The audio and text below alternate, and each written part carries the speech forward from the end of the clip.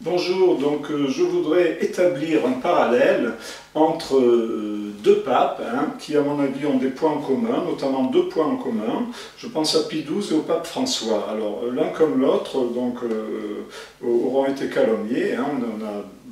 Il y a eu des calomnies à l'endroit de Pie XII, le faisant passer pour pratiquement un sympathisant nazi. C'est une abomination, c'est faux bien évidemment, je vais y revenir. Mais c'est vrai que peut-être que Pie XII a été trop orienté vers la diplomatie. Et en ce qui concerne le pape François, c'est un petit peu la même chose. Bon, on lui reproche parfois d'être trop complaisant avec le modernisme, voire avec les mouvements homosexuels, donc c'est une abominable calomnie, mais en même temps, c'est vrai que le pape François aussi est trop axé, à mon avis, sur la diplomatie.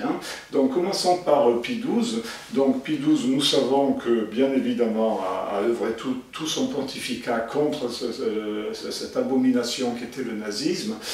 Ça a commencé avec l'encyclique qu'il a écrite en commun avec Pie XI, Mit brennender Sorge, elle a été écrite en allemand, Mit brennender Sorge, ce qui veut dire d'un souci ardent.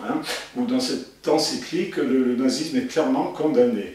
On sait aussi qu'à la fin de la guerre, Golda Meir a écrit une lettre à Pie XII pour le remercier de ses interventions multiples pour défendre et sauver des Juifs.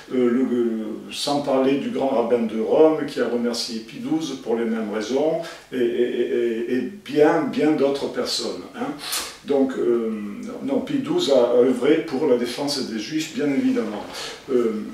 Mais c'est vrai que néanmoins, il n'y a pas eu cette phrase claire et nette. Pie XII n'a jamais excommunié les nazis. Après tout, il aurait pu le faire. Bon, le pape François, lui, a excommunié les mafieux. C'est vrai que dans la foulée, il aurait peut-être dû aussi excommunier les médecins qui assassinent les enfants avec l'avortement. Enfin, ça viendra peut-être après. Mais il a quand même excommunié les mafieux. Pie XII n'a jamais excommunié les nazis. Peut-être qu'il aurait dû le faire. Donc, mais enfin, bon, globalement, Pie XII a œuvré pour défendre les Juifs et était opposé dès le début au nazisme.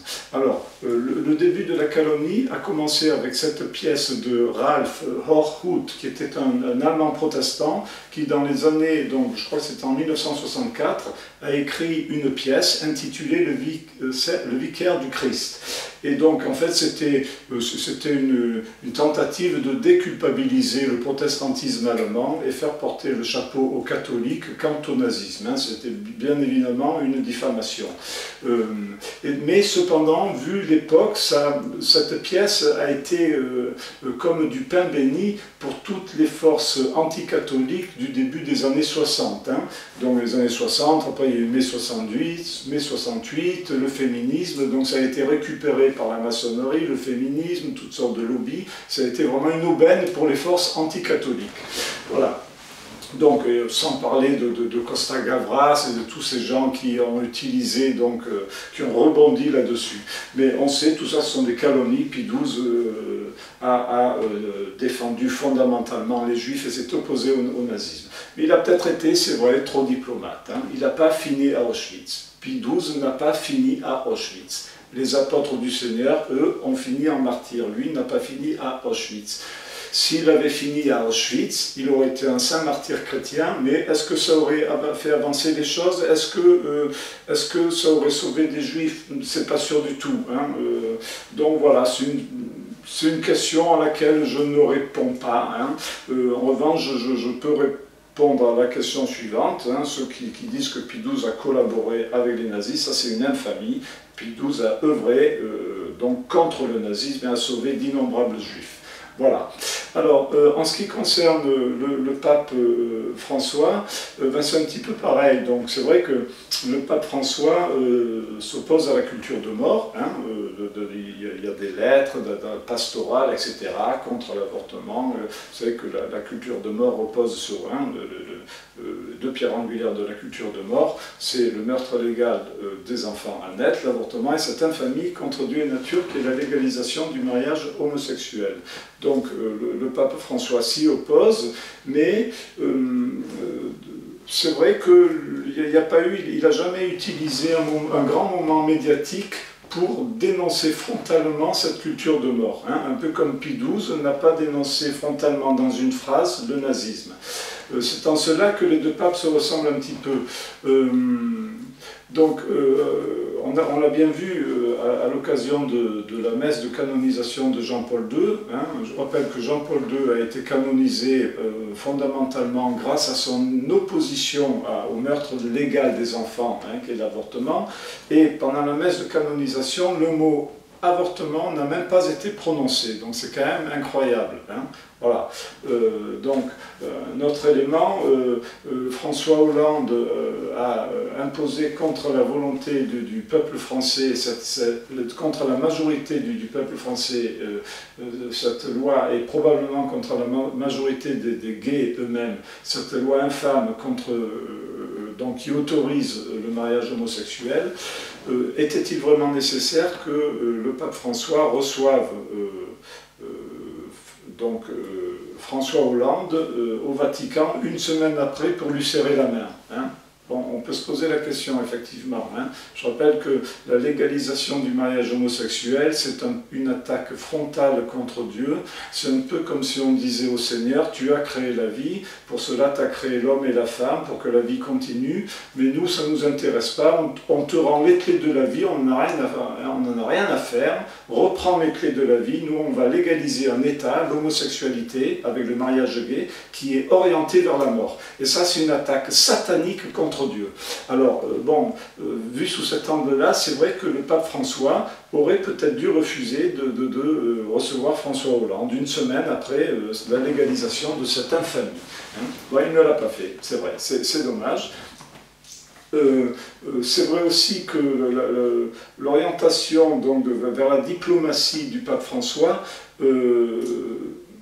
donne des signaux qui peuvent être mal interprétés. Notamment, on l'a vu récemment avec le dérapage linguistique abominable de Monseigneur Di Falco, qui, dans une interview qu'il a accordée au Dauphiné, dit que finalement l'essentiel c'est d'avancer, hein, à propos du mariage gay. Non, l'essentiel c'est pas d'avancer, l'essentiel c'est de rester fidèle à la sainte parole de Dieu que l'Église a reçue en Christ. Hein. Tu es pierre et sur cette pierre je fonde mon Église.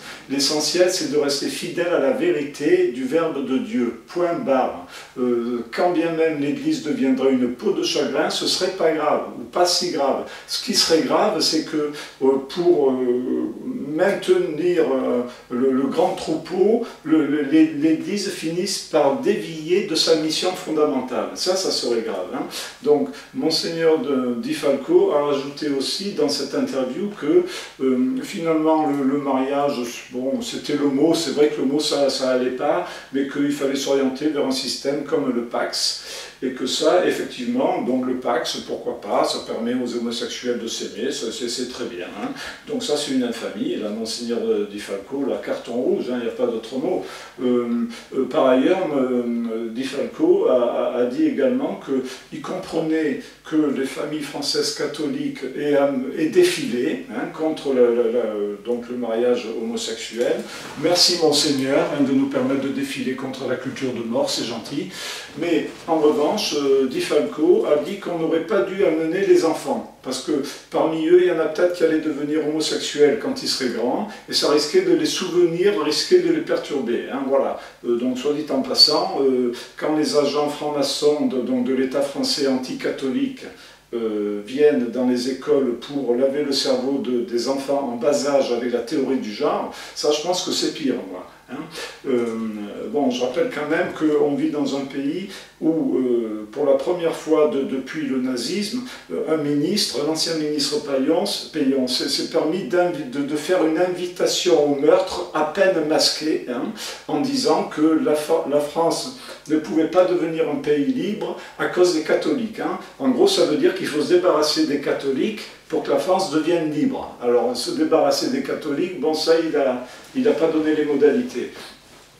Donc, oui, il faut bien comprendre une chose, face à la victoire apparente, parce qu'à la fin des temps, c'est Dieu qui triomphera, mais on est quand même dans un temps de victoire de la culture de mort. Le combat maintenant ne peut être que frontal. Alors, il faut bien comprendre cela. L'Église catholique a deux possibilités, deux chemins. Hein.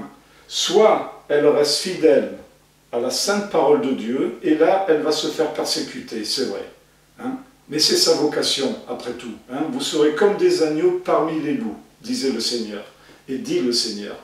Ou bien l'Église catholique veut être copain avec tout le monde, hein, par compromis, par diplomatie, hein, et on s'aime tous, c'est sympa, cool, hein, zen.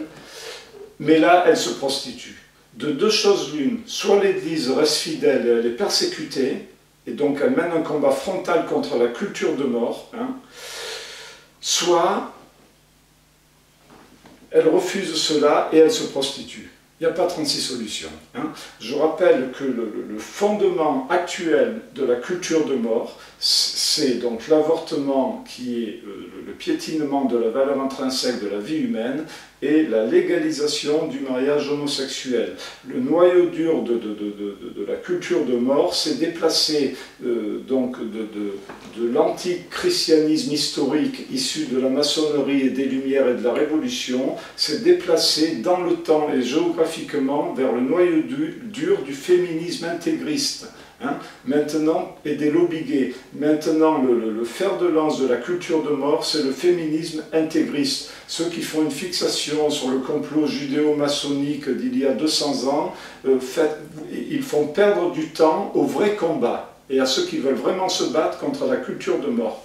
Voilà, donc l'Église, c'est pas compliqué, soit elle ne se fait pas d'ennemis, mais elle se prostitue, soit elle reste fidèle au Christ et elle est persécutée. C'est ça, et il n'y a pas d'autre solution. Voilà.